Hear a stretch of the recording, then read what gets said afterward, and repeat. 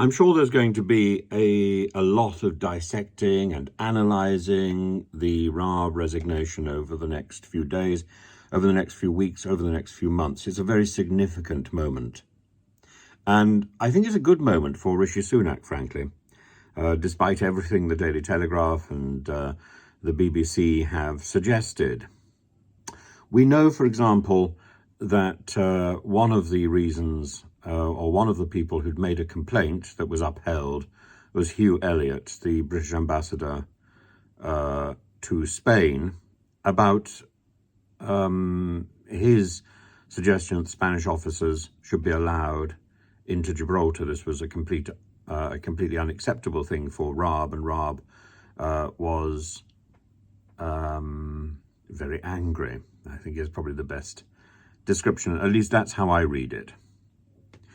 In a way, it doesn't really matter. It doesn't really matter who it was, who was a civil servant. It doesn't really matter, really, what Raab said or what Raab did. What matters is the underlying principle that Raab thinks he can cherry pick what decisions made by a senior barrister, delegated with responsibility for looking into this, what decisions he can accept and what decisions he can reject. Now, yes, and anybody who's involved in litigation is going to dispute the result, I suppose. But if you also happen to be the person responsible for justice, if you happen to be the Secretary of State for Justice, or the Minister for Justice, then this sends out an incredibly bad signal. So, TV Junkieful says, if Raab himself doesn't feel he has done anything wrong, he would have been a hypocrite had he apologised. I agree, but that would simply be if Raab were not the Minister for Justice. And I think the idea about Raab being a hypocrite, the idea of Raab's personal feelings don't come into this. It's the wider message which is important. Raymond Penn points out something else very interesting. Raab's investigation covered 18 potential transgressions.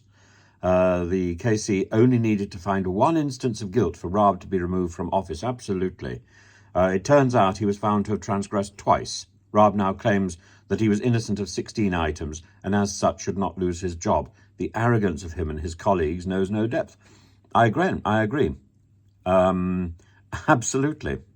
But still underlying this is the contempt that, and I'm not using that in a technical way, the contempt Raab shows for the justice system. And it's the same contempt which is being shown by Suella Braverman and her cronies who are proposing ignoring judgments from the European Court of Human Rights. The European Court of Human Rights has nothing to do with the European Union. It's independent of that, and it was partly set up by us. And Suella Braverman is playing a game, and she knows full well she's playing a game.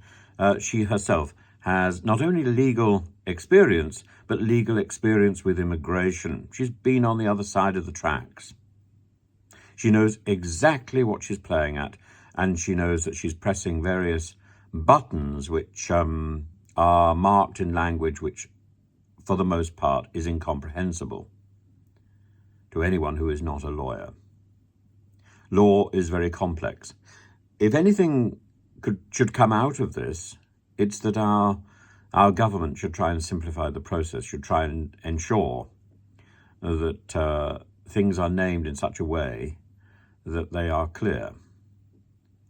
But the people in charge in our present government are determined to obfuscate, are determined to keep things as grey and as cloudy as possible because it suits their purposes.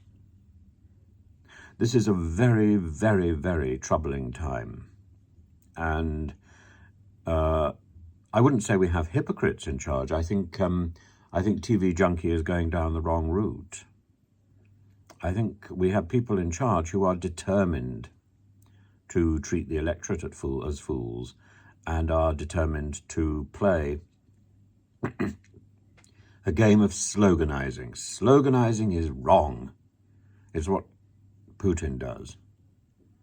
And I've said before, if we want to create baby Putins, we're going the right way.